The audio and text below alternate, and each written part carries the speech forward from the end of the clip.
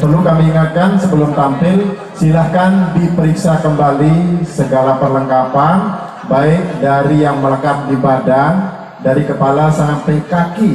Jangan sampai ada yang terjatuh pada saat Anda sedang tampil. Begitu juga dengan peralatan lainnya. Karena tidak ada toleransi dari dewan juri. Yang penting kami sudah ingatkan dari awal, murni setelah Anda masuk dalam arena ini, penilaian akan dimulai. Jadi sekali lagi kami ingatkan, durasi yang diberikan adalah 15 menit. Terima kasih. Boleh diberikan tepuk tangan yang meriah untuk Pusaka Sari Mereje Lembang.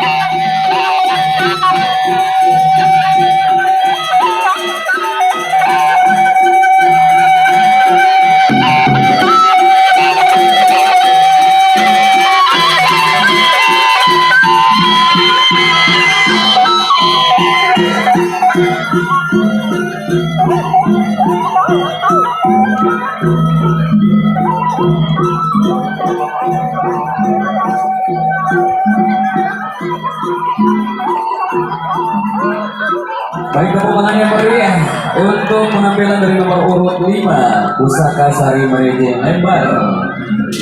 Selanjutnya kita ke nomor urut 6.